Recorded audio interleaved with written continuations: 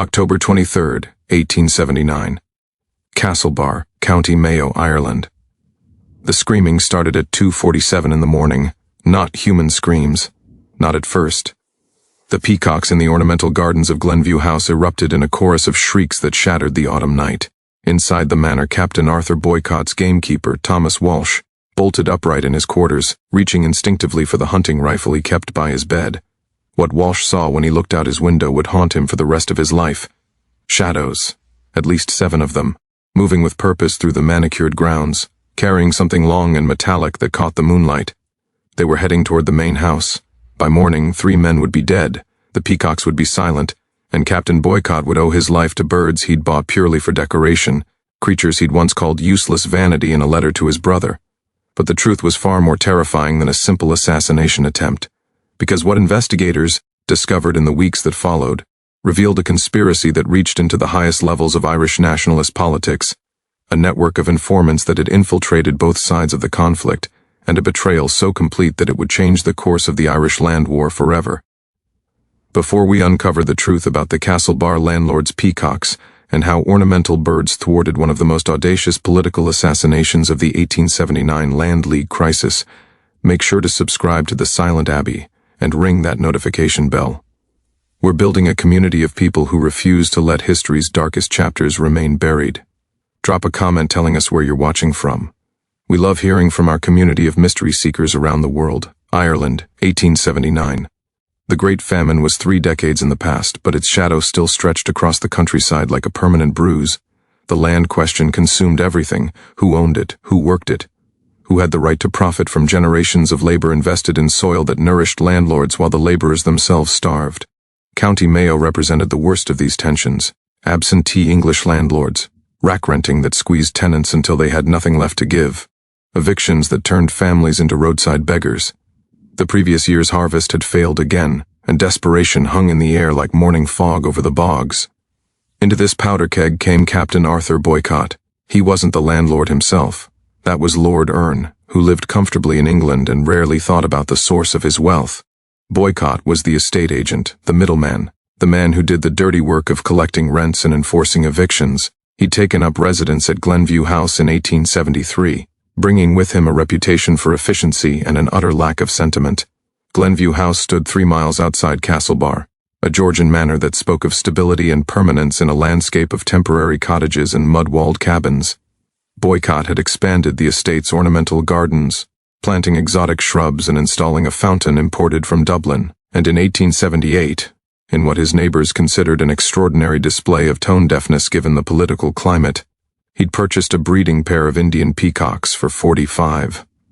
The peacocks were pure vanity. Boycott admitted as much to his wife Annie, who thought the expense ridiculous. They served no practical purpose. They didn't lay edible eggs in any quantity. Their meat was tough and unpalatable. They required special feed and attention. But they were beautiful. And they announced to every tenant who passed by the gates that Captain Boycott had money to waste on beauty while they struggled to pay their rent. The Irish National Land League had formed just months earlier, in October 1879, with a simple demand: fair rent, fixity of tenure, and free sale. Charles Stewart Parnell was its public face, articulate and dignified in the House of Commons, but in the countryside, the Land League's methods were less parliamentary. Boycott had received his first threatening letter in August 1879. It was brief, written in a careful hand on cheap paper: reduce rents by 25% or face the consequences of your greed. He'd burned it in the fireplace without showing it to anyone except his wife. The second letter arrived in early September, then a third. By October they were coming weekly, each more explicit than the last. Your peacocks will feast on your corpse. The land remembers its true children. Death to tyrants and their paid dogs. Boycott reported them to the Royal Irish Constabulary. Sergeant Michael Doherty filed the reports dutifully and assigned 1 additional constable to patrol past Glenview House twice daily. It wasn't nearly enough protection, and Doherty knew it. But the RIC was stretched thin across Mayo, and Boycott was just one of dozens of land agents receiving threats. What Boycott didn't know, what no one in authority knew, was that the threats weren't just rhetoric. A decision had been made. A plan was in motion. And on the night of October 23rd, that plan would reach its bloody conclusion. The peacocks, those symbols of colonial excess, were about to become the most important security system in Ireland. September 19, 1879. The first incident that should have warned everyone. Boycott's head groom, Patrick Joyce, found one of the horses dead in its stall. Not sick, not old. Dead, with foam around its mouth and its eyes bulged in what the local veterinarian delicately termed acute toxic distress. Poison, almost certainly, but proving who'd administered it was impossible. Boycott fired 3 stable hands that day, all local men with families. None of them had poisoned the horse. Investigators would later discover the culprit had climbed the fence after midnight and fed the animal doctored oats through the stall window, but Boycott needed someone to blame. The firings deepened the community's hatred. At Sunday Mass, Father Patrick O'Brien delivered a sermon about those who treat their animals better than their fellow Christians. September 27th. The servants started leaving. First the scullery maid, claiming her mother was ill in Westport. Then the undergardener, who simply didn't show up one morning and was later seen working on a neighboring farm for half the wages Boycott paid. Then the laundress. Then the assistant gamekeeper.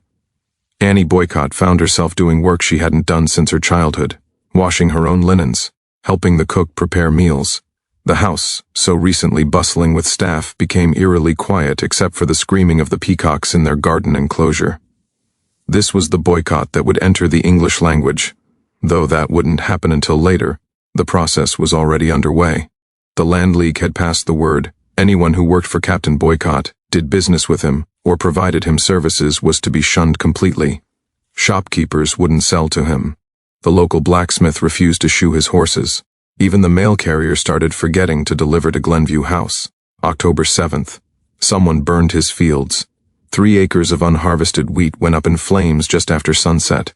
The fire brigade from Castlebar took 90 minutes to arrive, moving with what witnesses described as a notable lack of urgency. By then the entire crop was ash. Boycott stood in the smoking ruins and watched his financial losses compound. Without servants to bring in the harvest, without field hands willing to work, he was facing ruin. He increased his own security. Thomas Walsh, the gamekeeper, started sleeping in the main house with a loaded shotgun. Boycott himself kept 2 pistols, one by his bed and one in his study. Annie kept a revolver in her sewing basket, though she'd never fired it and wasn't certain she could if the moment came. October 15th. The Stones Tea. Proved the windows. 3 windows shattered in a single night. Rocks wrapped in notes crashing through the glass while the family ate dinner. The notes were identical, printed in block letters. Leave Mayo or die in it. Sergeant Doherty came out personally this time. He examined the rocks, read the notes, and suggested that perhaps Captain Boycott might consider taking a holiday until tensions eased. Just a month or 2 in Dublin, Doherty said. Let tempers cool. Boycott refused. To leave would be to surrender. To surrender would be to admit that the Land League could dictate terms to legitimate property managers through terror and intimidation. He'd rather die than give them that satisfaction. He didn't mean it literally. Not really. But the men planning his murder took him at his word. October 19th. The peacocks nearly died. Annie Boycott discovered it by accident. She'd gone to feed them, another duty that fell to her with the servants gone, and found the male peacock, magnificent in his iridescent plumage, stumbling in circles. His breathing was labored. His eyes were unfocused. She called for Walsh, who recognized the symptoms immediately. Same as the horse, ma'am, poison. But this time they'd been lucky. The peacocks had only eaten a small amount of whatever had been laced into their feed. The veterinarian administered charcoal and induced vomiting. Both birds survived, though they were listless for days afterward. Boycott ordered the feed secured in the house from then on. No more keeping it in the garden shed where anyone might tamper with it. He personally carried it out twice daily to feed the birds he'd once considered a frivolous expense. The peacocks recovered. By October 23rd, they were fully healthy again, their distinctive calls echoing across the grounds at dawn and dusk. Those calls would save Boycott's life. What authorities discovered next would expose a conspiracy that reached far beyond one isolated assassination attempt. If this story is giving you chills, hit that like button. The level of planning that went into this attack is absolutely chilling, and what we're about to reveal shows just how close Captain Boycott came to becoming another forgotten victim of the land wars. Share this with someone who loves dark mysteries from history. Let's discover what happens next. October 23, 1879, 2:47 a.m. The peacocks erupted. Thomas Walsh would later testify that he'd never heard them make sounds like that before. Not the usual territorial calls or mating cries. This was pure alarm, a sustained shrieking that suggested mortal terror. He grabbed his rifle and moved to the window of his second-floor room. The moon was 3 days from full, bright enough to cast shadows across the ornamental gardens. That's when he saw them. 7 figures, moving in formation like soldiers. They'd come over the eastern wall, the lowest point in the estate's perimeter. Each man carried what appeared to be a rifle or shotgun. They were dressed in dark clothing, faces obscured by scarves wrapped against identification. They were heading directly toward the main house. Walsh didn't hesitate. He fired through the window, not aiming at the men but into the air, a warning shot that shattered the night and announced that the house was aware and armed. The effect was instantaneous. The figures scattered, dropping to the ground and seeking cover behind garden statuary and hedges.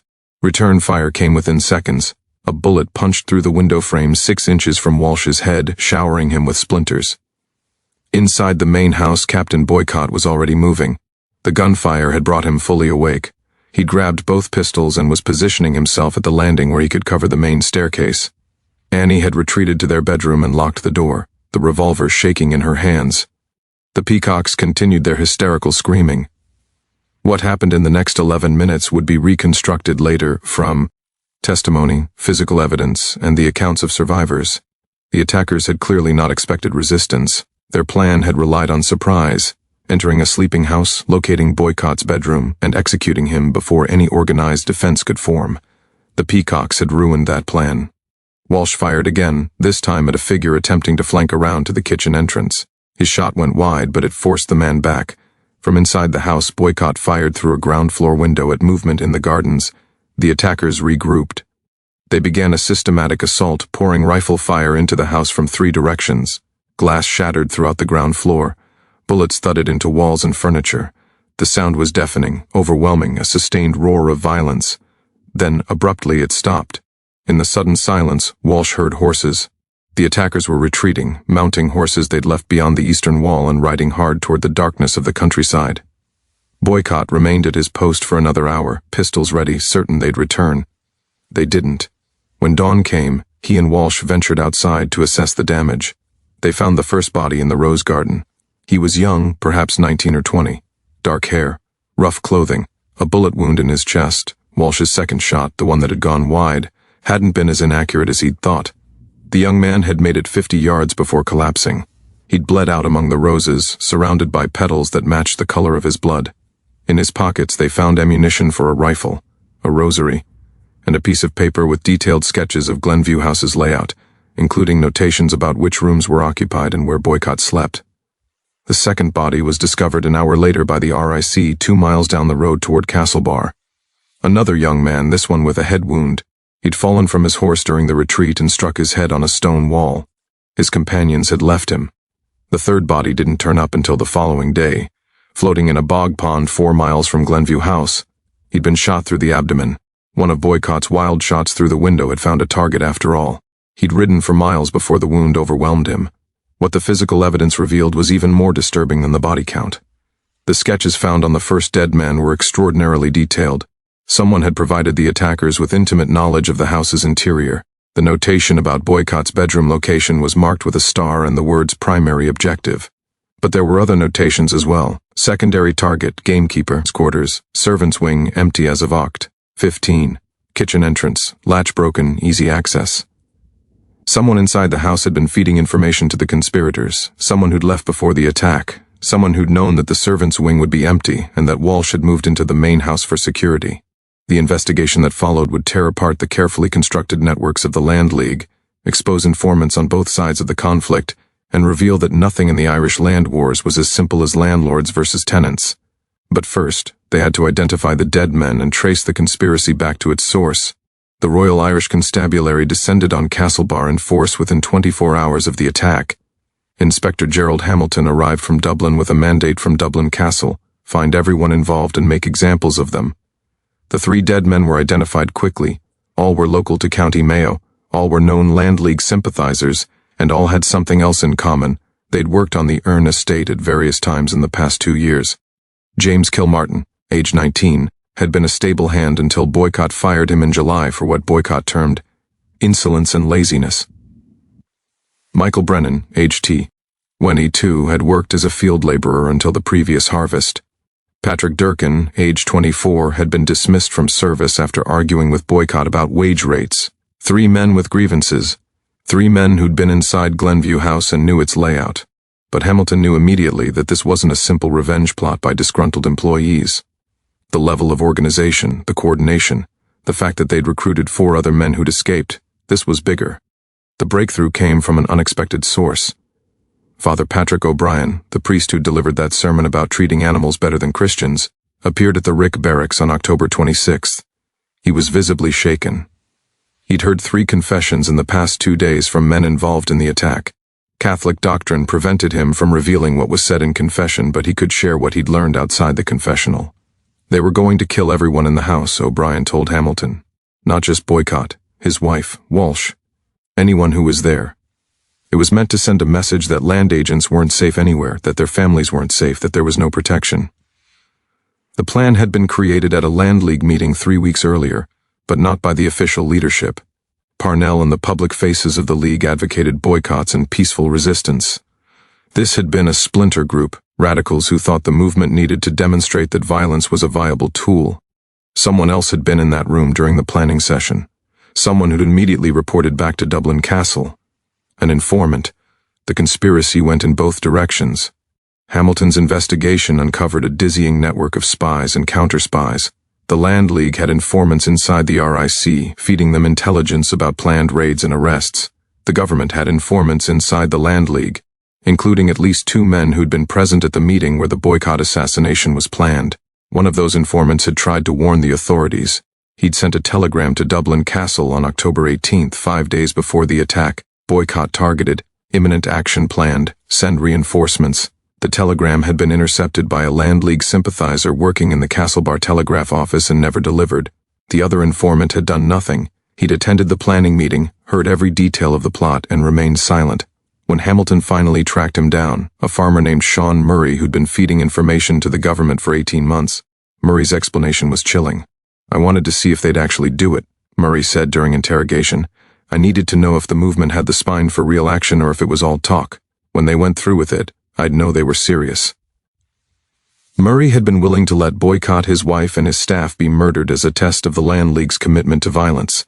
He was arrested and charged with conspiracy to commit murder.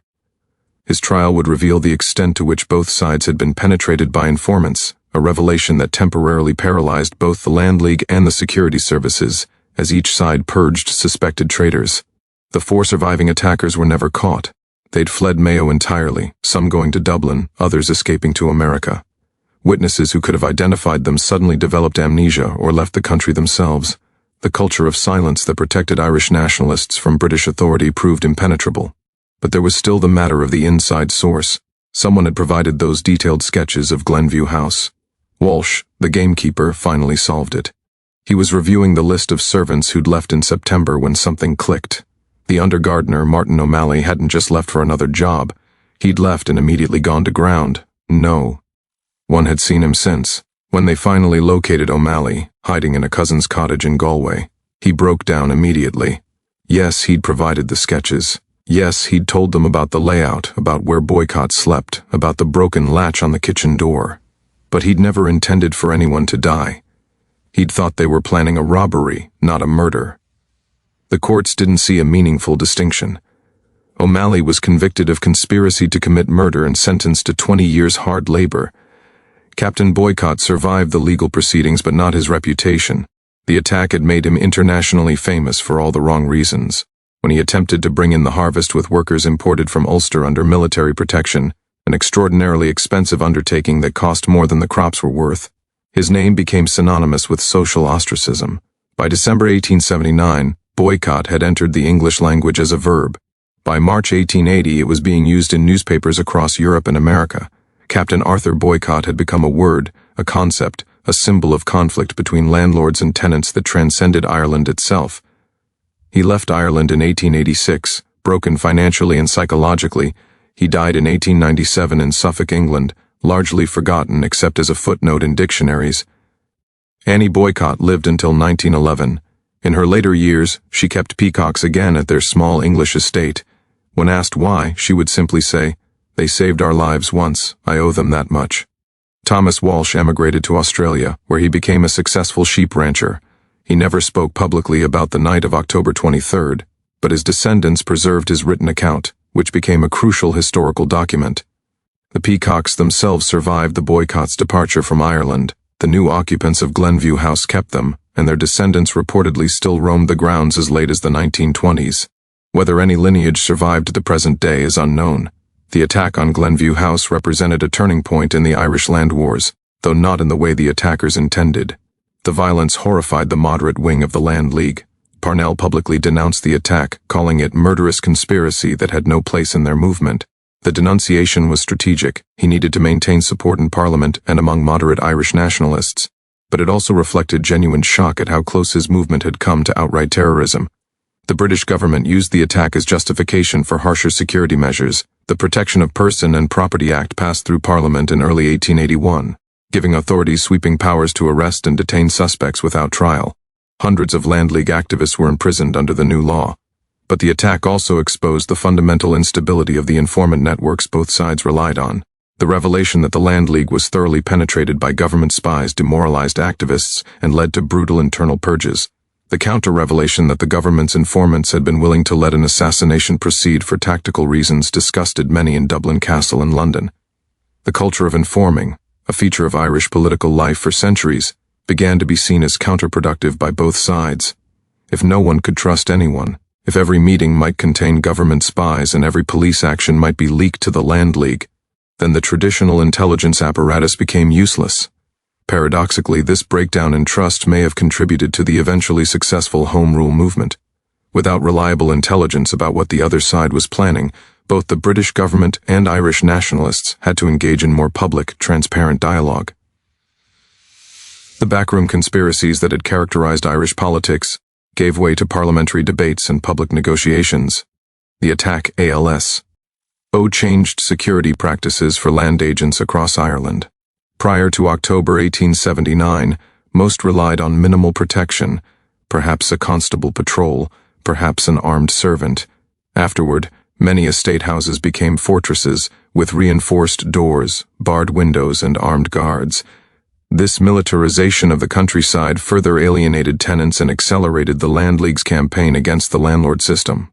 Ironically, the Peacocks became symbols of resistance in unexpected ways. Throughout the 1880s, tenant farmers across Ireland began keeping peacocks, not as ornamental birds but as living alarms. The birds' sensitivity to nighttime disturbances and their loud calls made them excellent early warning systems against eviction raids and police actions. Reports from the period describe RIC constables approaching tenant cabins at dawn to serve eviction notices, only to be met by shrieking peacocks that woke the entire household and gave families time to barricade themselves inside. The birds that had saved a landlord's agent became tools of resistance against the very system that agent represented. The case also contributed to changing British public opinion about Ireland.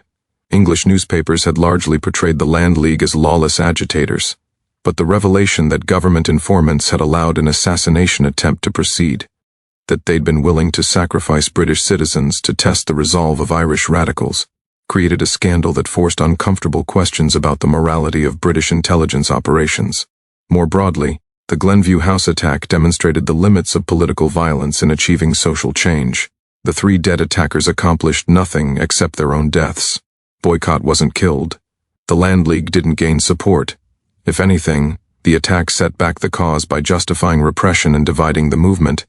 Yet the non-violent boycott that bore Captain Boycott's name became one of the most effective tools of resistance in modern history.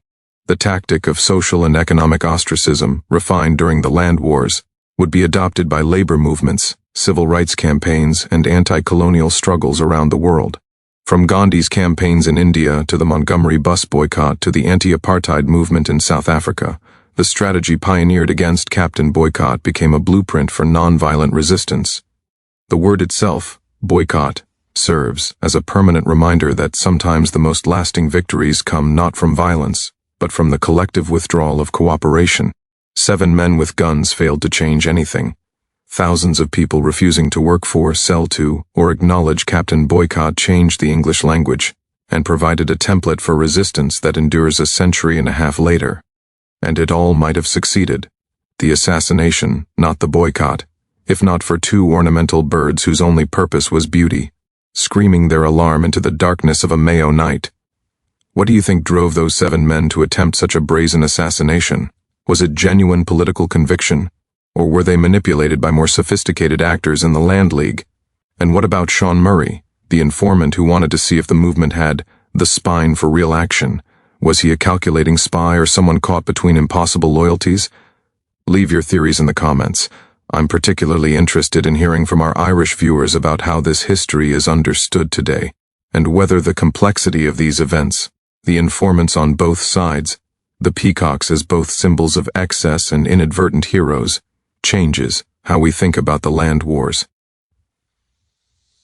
Subscribe for more lost chapters of history where the truth is stranger and more complicated than the legends. Next week, we're investigating the 1881 Phoenix Park murders and the network of informants that led to the capture of the assassins, a case that connects directly to the Pirano, IA created by the Glenview House attack.